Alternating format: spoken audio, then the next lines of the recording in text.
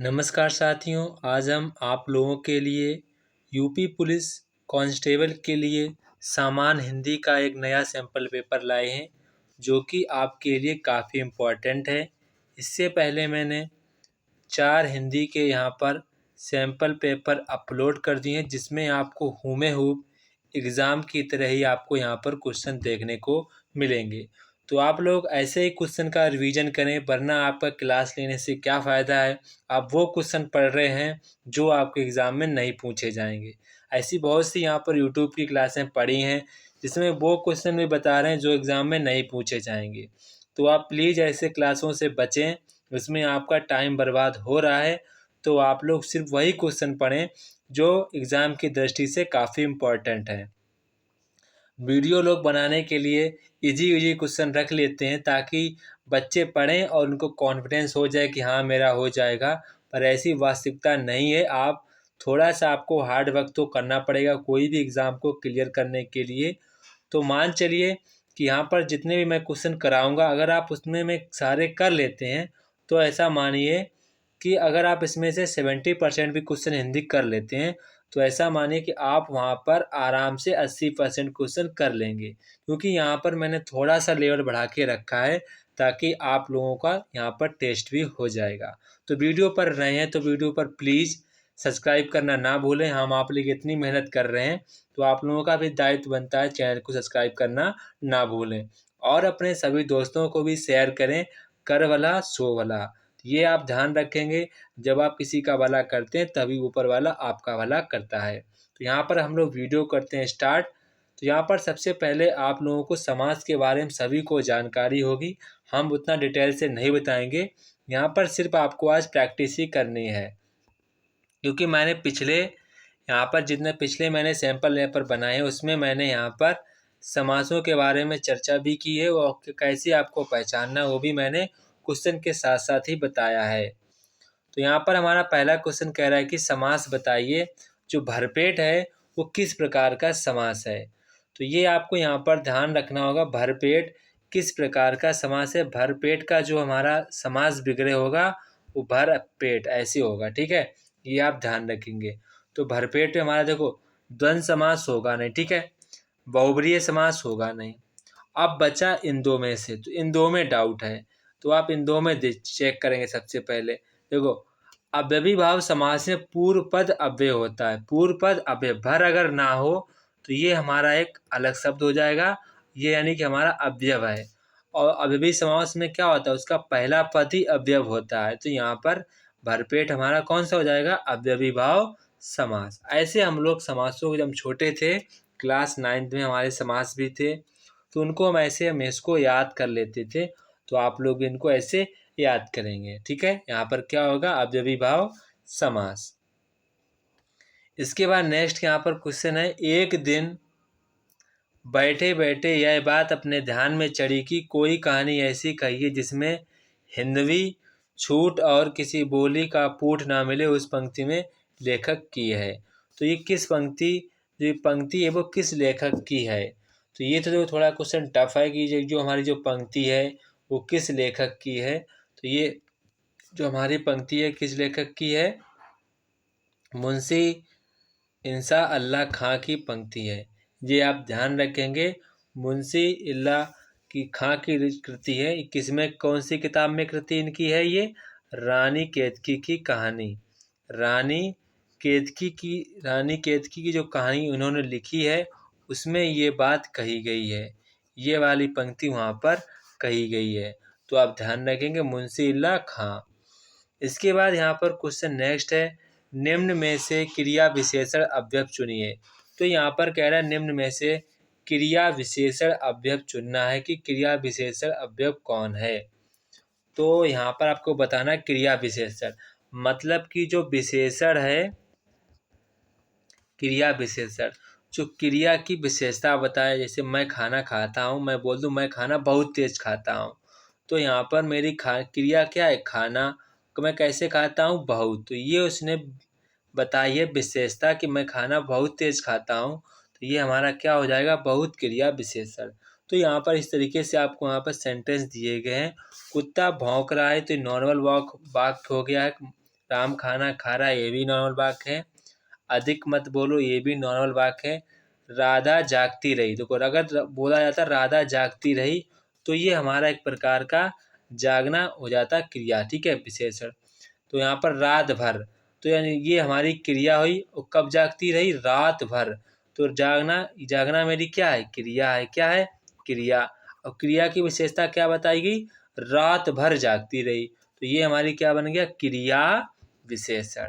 तो ऐसे आपको यहाँ पर डीलिंग करनी है, ठीक है। जागना हमारा क्रिया हो जाए क्योंकि हम काम कर रहे हैं, और जागना हम कब जागे? रात भर। तो ये क्वालिटी होगी, तो क्वालिटी क्या कहते हैं? विशेषण। तो इसको हमारा क्या बन गया? क्रिया विशेषण। तो यहाँ पर हमारा ऑप्शन नंबर डी वाला करेक्ट आंसर हो जाएगा। इसके बाद यहाँ पर कह रहा है कि निम्न में से कौन जीवनी है। तो यहाँ पर आपको बताना होगा कौन सा जीवनी है। तो यहाँ पर हमारा सही जवाब क्या होगा? आवारा मसीह जो है वो एक प्रकार की जीवनी है। ये किसकी रचना है? ये हमारी रचना है विष्णु प्रभाकर जी की। किसकी रचना है? विष्णु प्रभाकर जी की रचना है। किसकी रचना है? विष्णु प्रभाकर जी की रचना है। ये आप ध्यान रखेंगे। इसके बाद यहाँ पर नेक्स्ट है यहाँ पर हमारा अतीत के चलचित्र। तो अतीत के चलचित्र ये हमारा रेखा चित्र है। क्या है? रेखा चित्र है। ये किसकी रचना है? हमारी है महादेवी वर्मा जी की। किसकी है? महादेवी वर्मा जी की। इसके बाद जो चिंतामणि है ये हमारी आचार्य रामचंद्र शुक्ल की निबंध है। क्या है ये? ये निबंध है। किसके निबंध है? आचार्य रामचंद्र शुक्ल जी की। इसके बाद नीड़ का निर्माण फिर से, ये हमारी रचना किसकी है? हरिवंश राय बच्चन की। किसकी है? हरिवंश राय बच्चन जी की। ये इसकी हमारी वो हमारी क्या है जी? ये हमारी आत्मकथा है। क्या है? आत्मकथा। तो यहाँ पर आप याद रखेंगे, सभी का मैंने बता दिया है। इसके बाद यहाँ पर प्रश्न संख्या 43 से 45 तक की यहाँ पर आप लोगों को गद्यांश से संबंधित क्वेश्चन दिए जाएंगे। तो यहाँ पर आप लोगों को एक बात ध्यान रखनी है, जब ऐसे क्वेश्चन आए तो आप लोगों को सबसे पहले कोई भी जल्दबाजी नहीं करनी है। सबसे पहले आप लोगों को गद्यांश को काफ़ी ध्यानपूर्वक पढ़ना है। ऐसा नहीं आप जल्दी जल्दी पढ़ें फिर उसको बार बार पढ़ना पड़ता है, जिसमें आपकी बहुत ही टाइमिंग बर्बाद होती है। तो हमारे ख्याल से आप लोगों को परीक्षा में टाइमिंग का ही सब कुछ खेल होता है, ये आपको मानना पड़ेगा। अगर आप दूसरे भ्रम में जी रहे हैं तो आप फिर भूल जाइए कि आपका सिलेक्शन होगा। जिस बंदे ने अपना ध्यान और अपना समय सही जगह लगा लिया तो उसकी नौकरी पक्की है। तो यहाँ पर आप लोग इसको काफ़ी ध्यान से पढ़ेंगे। तो एक बार सभी लोग इसको काफ़ी बार ईमानदारी के साथ सभी लोग ध्यान से पढ़ेंगे, वीडियो को पॉज करेंगे, बड़े ही ध्यान से पढ़ेंगे। पॉज कर लेना है आप लोगों को, इसके बाद आगे पढ़ लेना है। वीडियो को पॉज करो, आगे पढ़ो, वीडियो को पॉज करो, फिर से इसको पढ़ लो। तो आप लोगों ने पढ़ लिया होगा वीडियो को पॉज कर पूरा। तो यहाँ पर जैसे कि आपको यहाँ पर हमारा पहला क्वेश्चन आ चुका है। तो पहला क्वेश्चन यहाँ पर कह रहा है गद्यांश का उचित शीर्षक क्या है। जब आप लोग इस गद्यांश को पढ़ेंगे तो आप लोग गद्यांश को पढ़कर आपको पता चल जाएगा कि गद्यांश में इसका क्या भाव निकल रहा है, कि गद्यांश हमको क्या कहना चाह रहा है। तो जब आप लोग उसको पढ़ेंगे तो गद्यांश जो हमारा है धन और मनुष्यता के बारे में बताना चाह रहा है। क्या बताना चाह रहा है? धन और मनुष्यता के बीच में अंतर स्पष्ट कर रहा है कि धन क्या है और मनुष्यता क्या है। तो इसका हमारा शीर्षक क्या बन सकता है? धन और मनुष्यता। तो यहाँ पर ध्यान रखेंगे, ये क्वेश्चन कोई इंपॉर्टेंट नहीं है क्योंकि ये सभी के सभी गद्यांश के बेस पर क्वेश्चन बनते हैं। इसके बाद नेक्स्ट क्वेश्चन यहाँ पर है, उपर्युक्त गद्यांश के अनुसार संसार में किस तरह मनुष्य की पूजा होती है। तो किस तरह पूजा होती है? जो सच्चे मनुष्यत्व के लिए कार्य करता है, मतलब कि जो मानवता के लिए जीता है, तो वास्तविक रूप से हमारे संसार का वही असली प्राणी है। उसे हम लोग भगवान के रूप में स्वीकार कर सकते हैं। जो जिस मनुष्य में मानवता नाम की चीज़ है, मतलब कि वो गरीबों को प्यार करे, जानवरों को प्यार करे और अमीर होने के बावजूद भी अपनी धरती से जुड़ा रहे, मतलब कि अपने नीचे वाले लोगों से अटैचमेंट रहे। तो मतलब कि ऐसे व्यक्तियों को यहाँ पर हम लोग मनुष्यत्व की श्रेणी में सम्मिलित करते हैं। इसके बाद यहाँ पर क्वेश्चन कह रहा है कि धन की पूजा से क्या अभिप्राय है? तो धन की पूजा से क्या अभिप्राय है? धन कमाने वाला अधिक नाम नहीं कर पाता है। तो ये आप ध्यान रखेंगे, धन कमाने वाला व्यक्ति जो होता है अधिक नाम नहीं कर पाता है। तो ये आप ध्यान रखेंगे। अगर आप विश्वास नहीं होता तो आप लोग अपना हिस्ट्री खोल कर देख लीजिए, किसी भी राजा का इतना नाम नहीं है जितना कि हमारे ऋषि मुनियों ने एक ही कम सुविधाओं में इतना नाम कर लिया। तो ये आपको मानना पड़ेगा। तो यहाँ पर हमारा ऑप्शन नंबर बी वाला सही जवाब हो जाएगा। इसके बाद क्वेश्चन नंबर जो हमारा 46 है, तो यहाँ कह रहा है शुद्ध शब्द छांटिए। तो यहाँ पर आपको बताना है शुद्ध शब्द कौन सा होगा। तो अभ्यस्त ऐसे नहीं लिखा जाता, अभियस्त गलत है, ये भी गलत है। तो यहाँ पर हमारा ऑप्शन नंबर सी है, अभ्यस्त को ऐसे ही लिखा जाता है। इसके बाद यहाँ पर क्वेश्चन कह रहा है कि कौन सा शब्द तुर्की भाषा का नहीं है। तो यहाँ पर आपको बताना कौन सा जो शब्द है वो तुर्की भाषा का नहीं है। तो तुर्की भाषा का शब्द हमारा बेगम भी है, बारूद भी है, चेचक है। ये तीनों शब्द हमारे तुर्की भाषा के हैं। केवल जो पैगंबर है, पैगंबर हमारा है अरबी भाषा का शब्द। किसका है? अरबी। इसमें मुस्लिम भाषा के लोग पढ़ते हैं अरबी। तो ये आप ध्यान रखेंगे। ऑप्शन नंबर ए वाला यहाँ पर करेक्ट आंसर हो जाएगा। ठीक है, ऑप्शन नंबर ए, पैगंबर हमारा अरबी भाषा का शब्द है। इसके बाद क्वेश्चन नंबर 48 कह रहा है कि जल प्राण पुत्र किस शब्द के अनेकार्थी शब्द हैं? जल और प्राण पुत्र किस शब्द के अनेकार्थी शब्द हैं? तो किसके हैं? जीवन के। ये आप ध्यान रखेंगे, जीवन के ये हमारे सभी के सभी अनेकार्थी शब्द हैं, जल प्राण पुत्र। इसके बाद यहाँ पर क्वेश्चन कह रहा है कि उपवाक्य पहचानिए। वह आदमी जो कल आया था आज भी आया है। तो यहाँ पर आपको उपवाक्य को छांटना है। तो वह आदमी जो कल आया था आज भी आया है, इस वाक्य में जो कल आया था, जो कल आया था आश्रित उपवाक्य विशेषण उपवाक्य है। कौन सा है ये हमारा? विशेषण उपवाक्य। मतलब कि एक उसकी विशेषता बताई जा रही है, वह आदमी आया है जो मम्मी कल भी आया था। तो उसने उसकी विशेषता बता दी जो कल आया था। इसीलिए हमारा यहाँ पर ऑप्शन नंबर बी वाला करेक्ट आंसर हो जाएगा। विशेषण उपवाक्य में प्रायः आपको जो, जैसा, जितना शब्द मिलेंगे, तो आप उसको ध्यान रखेंगे। इसके बाद यहाँ पर क्वेश्चन कह रहा है कौन सी ध्वनि महाप्राण नहीं है। तो यहाँ पर पूछा गया महाप्राण ध्वनि नहीं है, तो वो ध्वनि हमारी कौन सी है? महाप्राण ध्वनि कौन सी नहीं हमारी है? जा। तो जा जो ध्वनि है हमारी महाप्राण ध्वनि नहीं है। बाकी खा, गा, झा ये हमारी सभी महाप्राण ध्वनि में आती हैं। निम्नलिखित पद में कौन सा पद वया प्रत्यय लगाने से बनता है? तो कौन सा यहाँ पर जो प्रत्यय है वया लगाने से बनेगा? रवैया में नहीं बनेगा, खटैया में नहीं बनेगा, इसमें भी नहीं, खवैया में वैया प्रत्यय सम्मिलित है। तो आप इसको ध्यान रखेंगे। ये काफ़ी इजी होते हैं, इतने हार्ड नहीं होते, सब लोग समझ जाएंगे। इसके बाद यहाँ पर क्वेश्चन कह रहा है कि निम्नलिखित में देवता का पर्यायवाची नहीं है। तो यहाँ पर पूछा गया देवता का पर्यायवाची कौन नहीं है? निर्जर भी हमारा देवता का पर्यायवाची है, और त्रिदश भी हमारा पर्यायवाची है, और हमारा यहाँ पर गीरवाड़ भी हमारा देवता का पर्यायवाची है। जो किंकर है ये हमारा देवता का पर्यायवाची नहीं है। तो हमारा इसको सही, ये हमारा किसका पर्यायवाची किंकर किसका होता है? सेवक का। किसका होता है? सेवक का। तो यहाँ पर हमारा ऑप्शन नंबर सी वाला करेक्ट आंसर हो जाएगा। इसके बाद क्वेश्चन नंबर 53 कह रहा है कि साकेत महाकाव्य के रचयिता कौन है? तो साकेत महाकाव्य के रचयिता कौन है? मैथिली शरण गुप्त। यहाँ पर आपको ध्यान रखना है, मैथिली शरण गुप्त को यहाँ पर ये हमारे द्विवेदी युग के कवि हैं। कि कौन से युग के कवि हैं? द्विवेदी युग के कवि हैं। तो ये इनको यहाँ पर राष्ट्र कवि के रूप में भी जाना जाता है। ये भी आप ध्यान रखेंगे, इनको राष्ट्र कवि के रूप में जाना जाता है। इसके बाद यहाँ पर कह रहा है गौ प्लस चरित में संधि है। तो इसको जो हम इसको अटैच करेंगे तो कौन सी संधि बन जाएगी? तो गौस जो हमारी ये हलंत है ये सा मतलब कि जो यहाँ पर अंगा वाले हैं ये हमारा सा बन जाएगा।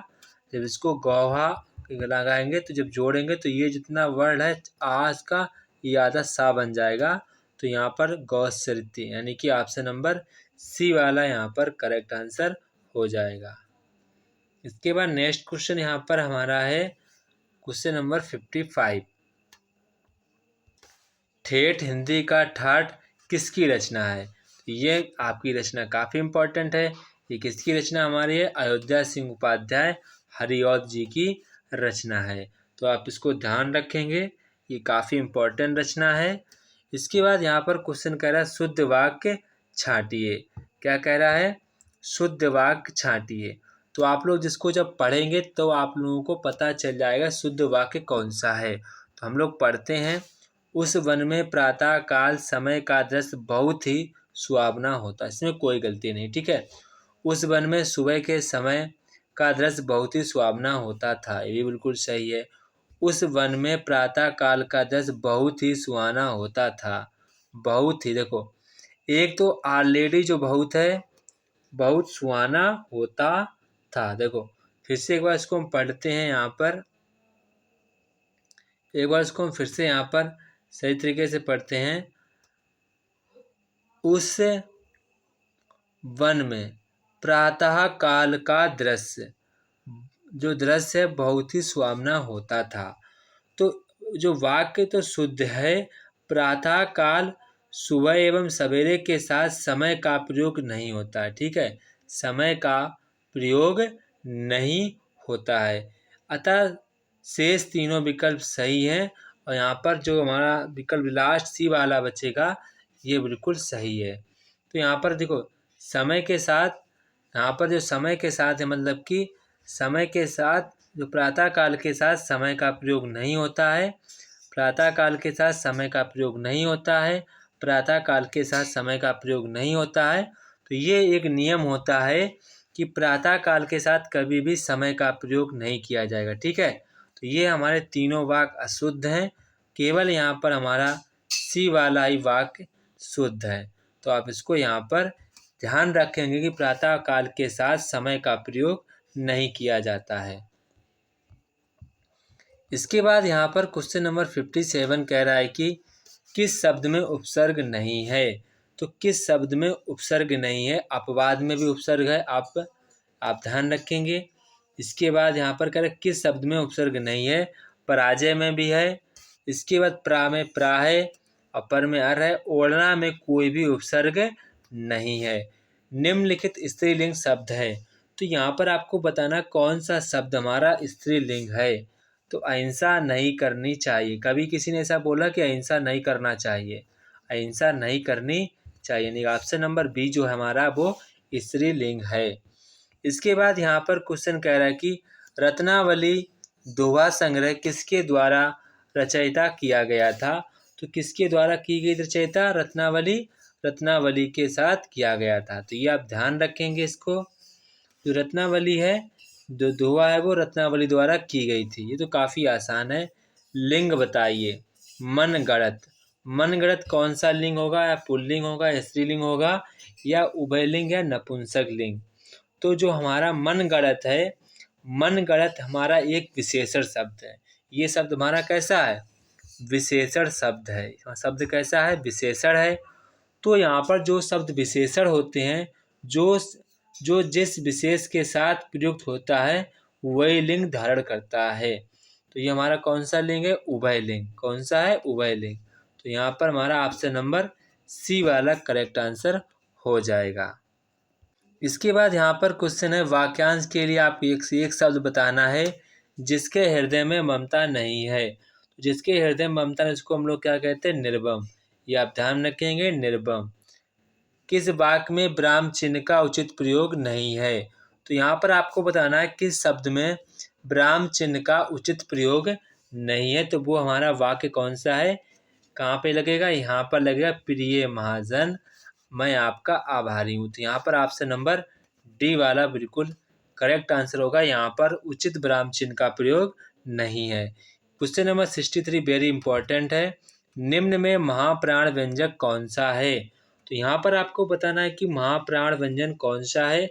तो महाप्राण हमारे जो व्यंजन आते हैं वो हमारा सा आता है, ये वाला सा आता है, और ये वाला सा आता है, और ये वाला भी हा आता है। तो यहाँ पर पूछ रहा है कौन सा यहाँ पर हमारा जो महाप्राण व्यंजन है। तो कौन सा हो जाएगा यहाँ पर हमारा हो जाएगा भा, क्योंकि जो भा होता है ये भी हमारा एक तरह का महाप्राण व्यंजन हो सकता है, क्योंकि जो हमारा प्रत्येक वर्ग का दूसरा और चौथा वर्ण ही हमारा महाप्राण व्यंजन कहलाता है। तो यहाँ पर जो भा हो जाएगा वो भी परिभाषा के अनुसार आ जाता है, तो इसको आप यहाँ पर ध्यान रखेंगे। इसके बाद यहाँ पर क्वेश्चन नंबर 64 कह रहा है, ये सारे क्वेश्चन इंपॉर्टेंट हैं आपकी परीक्षा के लिए। यहाँ पर मैंने जानबूझ कर रखे ताकि यहाँ पर आपको थोड़ा सा डाउट रहे, आप इनको याद करें, वरना आपको इजी बता देते तो आप लोग उसको स्किप करते, स्पीड में देख लेते। इसीलिए यहाँ पर महाप्राण व्यंजन कौन सा हो जाएगा भा, और सा जितने भी सा है वो सारे महाप्राण व्यंजन में आते हैं। तो ये आप इसको ध्यान रखेंगे। इसके बाद यहाँ पर कह रहा है अघोष वर्ण। तो अघोष वर्ण में कौन कौन से आएंगे? तो अघोष वर्ण प्रत्येक वर्ग का प्रथम व द्वितीय वर्ण तथा सा और जितने भी हैं, देखो इसमें अघोष वर्ण में कौन आता है? प्रत्येक वर्ग का पहला व दूसरा वर्ण, ठीक है, पहला व दूसरा वर्ण, साथ में सा और सा ये वर्ण है हमारे अघोष वर्ण में आते हैं। तो यहाँ पर पूछा है कौन सा अघोष वर्ण है? तो प्रत्येक वर्ण का चौथा वर्ण, प्रत्येक जो वर्ग होता है उसका चौथा वर्ण आप देख लीजिए। तो चौथा वर्ण इसमें कौन सा होगा? पा तो हमारा पहला होता है, ठीक है, पा जो होगा वो प्रत्येक वर्ग का दूसरा या द्वितीय वर्ण, या तो पा आ जाएगा, यानी कि हमारा ऑप्शन नंबर ए वाला बिल्कुल सही जवाब हो जाएगा। इसके बाद यहाँ पर कह रहा है निम्न में कंठ वर्ण कौन सा है? तो ये सभी लोग बता देंगे कंठ वर्ण कौन सा हमारा आ हमारा कंठ से आवाज आता है, तो इसीलिए यहाँ पर कंठ वर्ण हो जाएगा। इसके बाद यहाँ पर कह रहा है निम्नलिखित में रूढ़ शब्द है। तो निम्नलिखित में रूढ़ शब्द कौन सा है? तो यहाँ पर हमारा नाक जो शब्द है वो रूढ़ शब्द है। इसके बाद यहाँ पर कह रहा है कि रत्नाकार का संधि विच्छेद क्या होगा? तो रत्नाकार का हमारा संधि विच्छेद होगा रत्न प्लस आकार। कौन सा होगा? रत्न प्लस आकार। इस संधि का हमारा नाम हो जाएगा दीर्घ स्वर संधि। कौन सी? दीर्घ संधि कह सकते हैं, आप लोग भी दीर्घ स्वर संधि कह सकते हैं। इसके बाद यहाँ पर क्वेश्चन है हमारा प्रतिमान में समास है। तो यहाँ पर आपको बताना होगा प्रतिमान में कौन सा समास है। तो प्रतिमान में जो हमारा समास है अव्ययी भाव समास है, ठीक है, अव्ययी भाव समास है। परिक्रमा में उपसर्ग है, परिक्रमा में परि जो शब्द है वो हमारा उपसर्ग है। ये काफ़ी इजी क्वेश्चन है। भलाई में प्रत्यय कौन सा है? तो भलाई में हमारा आई है, वो हमारा प्रत्यय हो जाएगा, ठीक है, भला प्लस आई। इसके बाद नेक्स्ट क्वेश्चन यहाँ पर क्वेश्चन नंबर 71 कह रहा है कि निम्नलिखित में कौन सा शब्द तत्सम शब्द है? तो कौन सा शब्द है? आलस्य। आलस्य जो हमारा है केवल तत्सम शब्द है। आम, आसरा, आग ये हमारे सभी सब तद्भव शब्द हैं। इसके बाद यहाँ पर कौन सा शब्द तद्भव शब्द है? तो तद्भव शब्द हमारा छत है। कौन सा है? छत। छत हमारा तद्भव शब्द है। और चूड़, ज्ञान, छिद्र ये सभी हमारे शब्द हमारे कैसे हैं? तत्सम शब्द हैं। इसके बाद यहाँ पर क्वेश्चन कह रहा है निम्न में कौन सा शब्द देशज है? कौन सा शब्द हमारा देशज है? तो वे शब्द जिनकी उत्पत्ति का पता नहीं चलता है उनको हम लोग देशज शब्द कहते हैं। तो ये आप ध्यान रखेंगे, जो शब्द यहाँ पर जिनका पता नहीं चलता है कि वो शब्द कहाँ उत्पत्ति कहाँ पर हुई थी, तो वो सभी के सभी शब्द देशज कहलाते हैं। तो यहाँ पर जो हमारा शब्द है कौन सा हो जाएगा? खिड़की। खिड़की हमारा शब्द है देशज। अभी तक पता नहीं चला इसकी उत्पत्ति कहाँ से हुई है। इसके बाद खिचड़ी भी हमारा एक देशज शब्द है, आप ध्यान रखेंगे। लोटा भी हमारा देशज शब्द है, और ठेठ भी हमारा देशज शब्द है, और साथ साथ में पगड़ी ये पूछा जा चुका आपके एग्जाम में, पगड़ी भी हमारा देशज शब्द है। इसके बाद यहाँ पर क्वेश्चन कह रहा है कि निम्न में संज्ञा शब्द है। तो यहाँ पर बताना संज्ञा कौन है। तो ये बच्चा बता देगा संज्ञा की परिभाषा क्या होती है? किसी वस्तु, प्राणी, स्थान, भाव आदि के नाम को संज्ञा कहते हैं। तो नीला तो होगा नहीं। पहली बात, गंगा किसी नाम है तो ये भी हमारा संज्ञा हो जाएगा। ये तो मुझे बताना नहीं चाहिए था, पर मैंने बता दिया, कोई बात नहीं। तो ये था हमारा आज का हिंदी का सैम्पल पेपर। मेरे ख्याल से आप लोगों को काफ़ी अच्छा लगा होगा, मुझे पता है। तो वीडियो को प्लीज़ सब्सक्राइब करना ना भूलें। आपसे बहुत ही रिक्वेस्ट है, चैनल को सब्सक्राइब जरूर करें। यहाँ पर आपको हम सभी model paper, sample paper upload कर देंगे सभी क्वेश्चन पेपर के। तो अपने सभी दोस्तों को शेयर करें और उन्हें सही तरीके का गाइडलाइंस मिलता रहे, उनका भी सिलेक्शन हो जाए इसी बार की भर्ती में। जय हिंद साथियों। अगर आप लोग वीडियो पर नए हैं तो वीडियो पर कमेंट, सब्सक्राइब करना ना भूलें।